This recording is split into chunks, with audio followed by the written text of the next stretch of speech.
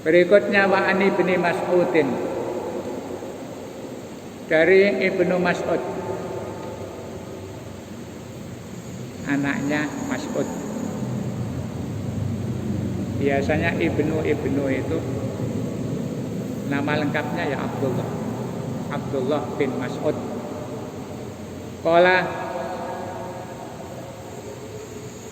Abdullah bin Mas'ud mengatakan qala Rasulullah sallallahu alaihi wasallam, bahwa Rasulullah pernah bersabda, ya ummul qaumah, yang boleh ngimami suatu kaum itu aqra'uhum, orang yang paling pandai membaca li kitabillahi ta'ala, terhadap kitab Allah Ta'ala. Bahasa Arab itu kalau qara'a itu maknanya membaca tapi paham. Ya termasuk bahasa kita, yang namanya membaca itu mesti paham. Sehingga ketika Rasulullah mengatakan aqra'uhum li kitabillah, adalah orang yang lebih paham ketika membaca kitab Allah. Nah, kalau umumnya kita baca gak paham itu ya bukan aqra'. Maka ada orang menerjemahkan qiraatul Quran atau tilawatil Quran. Itu ada yang menerjemah qiraatul Quran itu membaca Al-Quran. Ya karena memang ketika baca itu paham. Tapi ada yang mengartikan qiraatul Quran yang model seperti kita itu namanya membunyikan Al-Quran, bukan membaca. Yang penting pokoknya muni, walaupun gak paham. Sehingga karena gak paham itu terus gak ada beban. Salah yang gak kerosok, ya memang gak paham. Walaupun bolak-balik baca Al-Quran juga tidak ada beban untuk melaksanakan apa yang ada dalam Al-Quran itu, karena memang tidak paham. Ya ada orang itu bolak-balik ngaji, khatam, tapi tidak ada peningkatan untuk menerapkan kehidupan sesuai dengan Al-Quran, karena tidak pernah berusaha memahami Al-Quran. Jadi lagi-lagi saya sering katakan Al-Quran itu hudan linnasi wa bayyinatin minal huda wal furqan. Atau dalam surah Al-Baqarah itu hudalikal kitabul tapi hudan lil muttaqin. Bisa menjadi petunjuk bagi orang-orang yang kepingin meningkatkan takwanya. Ya bisa jadi petunjuk itu kalau paham. Ada orang mengendarai sepeda motor atau mobil, lihat rambu-rambu pembaca tulisan di jalan. Kalau tidak paham ya tidak ada manfaat. Jadi anggap itu warna-warni hiasan. Tapi ketika paham, oh ternyata di sini tidak boleh berhenti. Oh ternyata di sini tidak boleh parkir. Oh ternyata kita tidak boleh lewat lurus tapi harus belok. Itu namanya hudan. Kalau kita baca Al-Quran terus tidak paham, dari mana bisa menjadi petunjuk? Nah, itu kata Ibnu Mas'ud, Rasulullah itu di satu sisi mengatakan ya ummul qauma aqra'uhum li kitabillah fa in kanu fil qiraati sawaan. Kalau ternyata dalam urusan qiraah, pemahaman dan bacaan Al-Qur'annya itu sama. Jadi ada banyak orang, si A, si B, si C, ternyata standar kualitas baca Al-Qur'annya itu sama. Maka yang harus dipilih fa'alamuhum bis sunnati, maka pilih siapa di antara mereka itu yang lebih paham tentang sunnah. Jadi samping menguasai Al-Quran kok sama, dicari kelebihannya. Mungkin yang satu lebih memahami tentang sunnah-sunnah Rasul. Fa in kanu fis sunnati sawaan, jika dalam urusan memahami sunnah dan hadis Rasul itu sama, fa aqdamuhum hijratan, maka utamakan yang paling duluan hijrah. Sahabat Muhajirin itu lebih dihormati oleh orang-orang di Madinah karena aqdamuhum hijratan, lebih dulu mengenal Islam dan hijrah bersama Rasulullah. Ini hadis ini juga memberikan pemahaman imam itu harus ada peningkatan pemahaman agama. Al-Qur'annya sudah lancar, ya terus belajar. Maka saya ingat dulu di kampung-kampung, kalau di kota mungkin tidak terjadi begitu. Dulu di desa-desa itu namanya orang sudah ditunjuk jadi imam, itu mesti ada upaya untuk meningkatkan pemahaman agama. Di imam-imam misalnya di desa, kayak di sini misalnya ada Margorejo, ada Jetis, ada Jemur Sari, Ngawinan. Itu imam-imam zaman dulu. Itu kepingin meningkatkan pemahaman agamanya, sehingga apakah itu seminggu sekali atau sebulan sekali, itu mereka datang berkumpul kepada salah seorang kiai yang bisa memberikan pemahaman keagamaan lebih. Jadi ada kumpulan-kumpulan imam rawatib setiap minggu sekali datang kepada kiai ngaji. Ya orang tua-tua. Nanti habis ngaji itu diterapkan di masjidnya masing-masing. Jadi karena untuk kebutuhan umat. Di sini sekarang kan jarang orang begitu. Disuruh mongso jadi imam ya wis mari. Wis pinter. Padahal belajar memahami agama terus harus ada peningkatan. Orang dulu itu begitu. Istilahnya itu ngestokno dawuhe Rasulullah. Ngaji walaupun sudah tua. Nanti kalau ada informasi baru disampaikan kepada jamaah. Saya ingat almarhum Pak Haji Syafi'i, Allah yarham. Itu kan rutin ngaji. Nanti misalnya ngajinya hari Minggu begini, besok hari Senin apa Selasa diajarkan kepada jamaahnya yang tidak sempat datang ke sini. Ya, karena dalam rangka punya tanggung jawab untuk ngomong jamaah dan umatnya. Saya dulu punya Pak Mudin juga begitu, waktu di kampung. Kadang-kadang terus habis salam itu, menyampaikan sesuatu. Dapat ijazah umpamanya.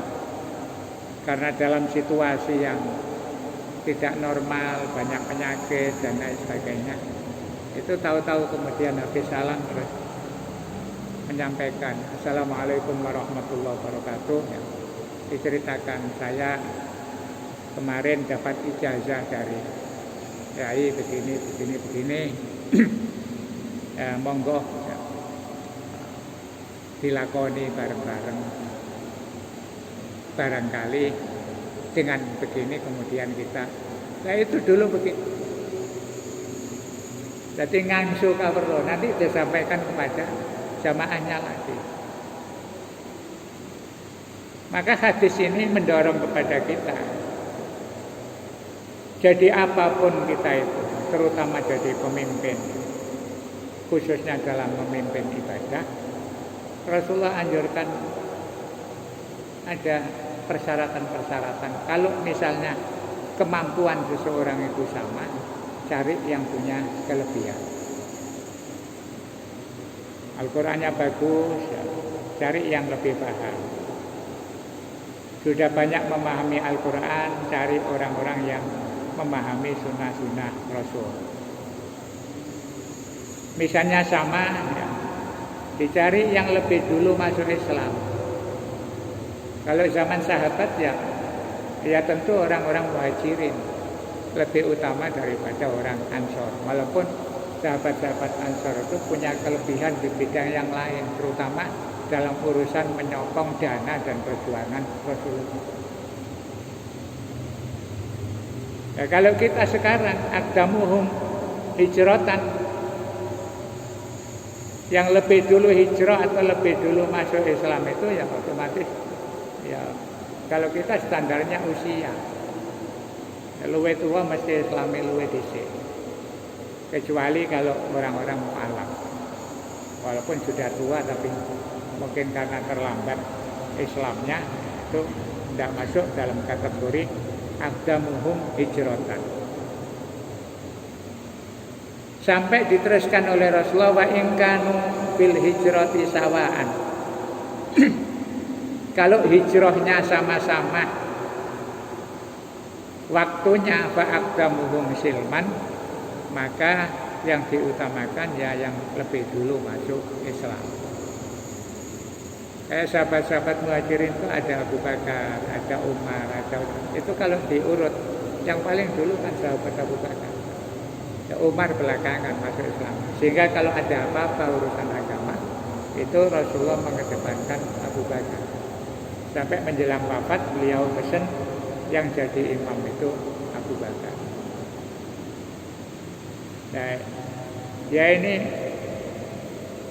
biasa, tapi ini ilmu. Satu saat kalau orang tidak ngaji ya nanti pada sekian puluh tahun yang akan datang jadi ketua takmir, jadi imam. Kalau tidak pernah ngaji nanti menentukan petugas itu yang ngawur. Jadi ada kriteria. Maka dalam urusan ibadah terutama sholat itu harus jeli dan teliti. Jika dulu saya awal-awal di sini, itu dulu sempat ketika menentukan khotib Jumat,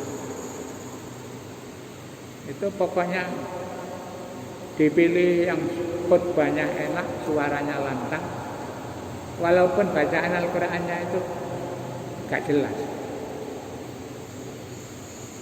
Termasuk di ayat ini dulu pernah begitu, karena pengurusnya itu tidak paham tentang agama. Yang ditunjuk bagian milih apa itu khotib, itu istilah orang Jawa itu wong abang, tidak paham agama. Pokoknya ceramahnya menggebu-gebu berarti dianggap enak. Akhirnya apa yang terjadi? Ketika ngimami sholat, ya tidak karu-karu. Sempat dulu begitu. Saya masih ingat betul itu.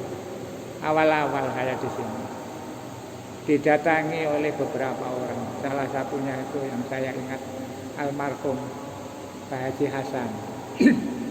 Haji Hasan. Terus ada masih banyak yang tua-tua. Ada Pak Jari.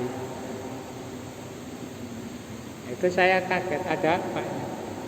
Orang tua-tua ke rumah. Ternyata mengeluhkan, Ustaz kula niki Jumatan boleh sholat malam. Lha napa? Lah imame bacaane mboten karu-karu. Khutbahnya enak tapi urusan khutbah nek bacaane sholat gak bener lah boleh mboten sah. Kalau kaget lho mosok nggih ta. Masalah itu jarang Jumatan nggih. Akhirnya ngalai, coba sih kepengin terus apa wae. Baru kalau catat di iki ternyata. Akhirnya kalau sowan teng takmir. Ada usulan dari jamaah tentang urusan sahnya sholat.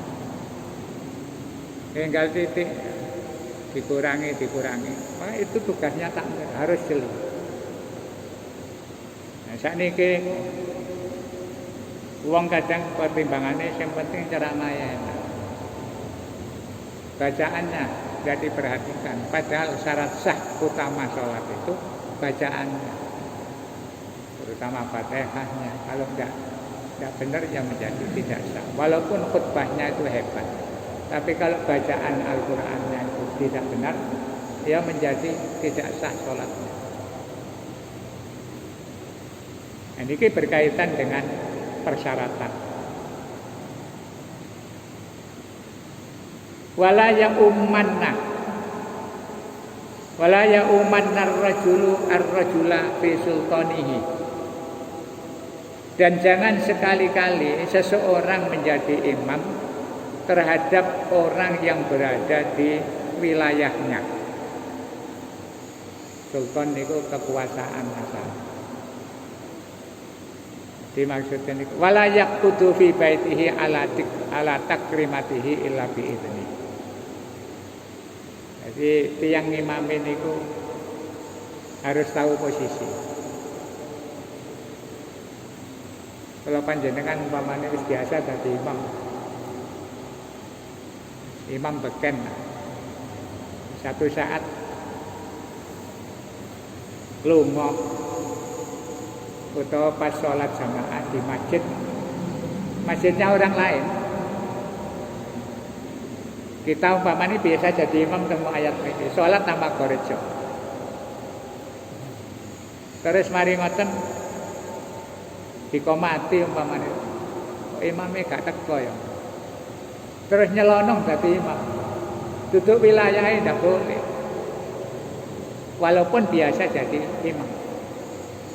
Itu bukan kekuasaan kita. Makanya ulama-ulama yang alim dulu itu kalau pergi kemana-mana walaupun sudah dikenal oleh masyarakat sekitar, tidak mau jadi imam. Duduk wilayah. Rasulullah pesan, walaupun kamu hebat biasa ngimami, kalau kamu datang ke tempat di situ sudah ada imamnya sendiri, jangan coba-coba ngimami. Illa bi idznihi, kecuali atas izinnya. Itu saja kalau ulama yang hati-hati tidak mau. Jadi ini juga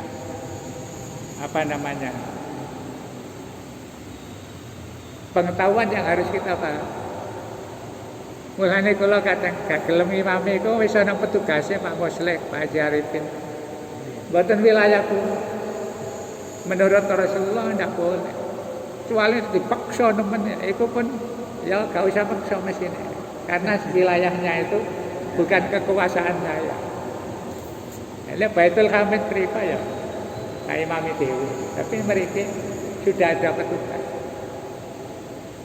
Dan kula balik ngomong eling zaman almarhum Kiai Basori Alwi.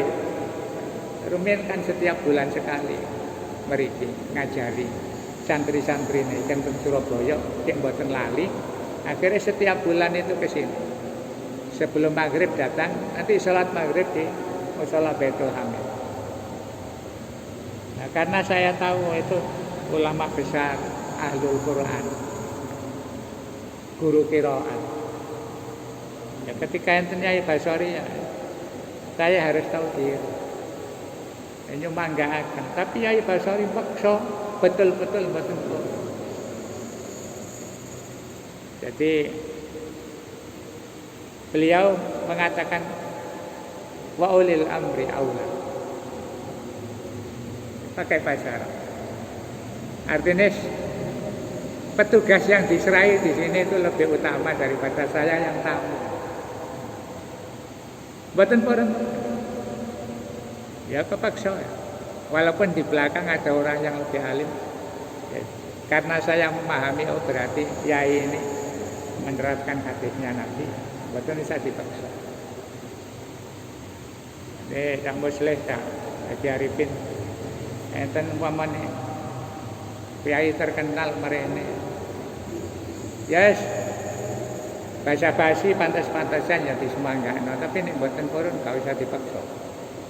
Iku wilayahe sampeyan. Di bawah kekuasaan orang yang ditunjuk. Yang tidak ditunjuk ya aja nyelono. Termasuk muadzin. Itu kan enten petugas. Kecuali kalau muadzinnya tidak ada. Ojo terus rebutan niku. Rumangsa suarane enak terus bareng. Aku wis ngazan. Tidak boleh. Saya ganjaran. Dolek ganjaran itu oleh tapi ono etikae. Lah ngeten-ngeten niku ilmu. Ngaji dong, pengajian umum ya gak kathah makane. Layak utu fi baitihi, dan jangan duduk di rumah seseorang ala takrimatihi, di atas tempat duduknya. Takrimah itu makna aslinya itu karpet. Wong biyen niku di Arab maupun di Indonesia kan kata tiang niku omahe gak duwe kursi. Terutama kiai-kiai gak ada kursi, dibeberi. Lah biasanya ada tempat yang memang khusus untuk dia, bodok pojokan, orang bantale kadang-kadang. Itu terus saya Kanjeng Nabi, kalau kamu masuk ke rumah seseorang, jangan kamu duduk di tempat duduknya pemilik rumah tanpa izin. Kan wong bertamu itu ojo langsung nyelonong lungguh. Kadang-kadang kan ada wong tamu langsung lungguh. Karena di kursi yang ada itu ada tempat yang biasa dipakai oleh tuan rumah. Jadi kalau kita dipersilakan masuk, monggo. Yang ngadeg dhisik. Nunggu dipersilakan monggo pinarak. Kan napa tuan rumahnya akan menunjukkan mana yang harus ditempati. Contohnya kalau mawon kadang anak tamu ya ada kursi yang memang setiap saat itu saya pakai duduk. Di tamunya ya sebelah kono. Niku ajaran Rasulullah. Ada etika ketika kita bertamu. Ojo terus longgone tuan rumah, orang-orang dilungguh tanpa izin. Ini kaitannya dengan unggah-ungguh baik di dalam urusan sholat maupun urusan bertamu. Wallahu a'lam bishawab. Kita akhiri. Subhanakallahumma bihamdika asyhadu an la ilaha illa anta astaghfiruka wa atubu ilaik. Wa sallallahu ala sayyidina Muhammadin wa ala alihi wa sahbihi wa salam. Subhana rabbika rabbil izzati amma yasifun. Wa salamun ala mursalin walhamdulillahi rabbil alamin. Assalamualaikum warahmatullahi wabarakatuh.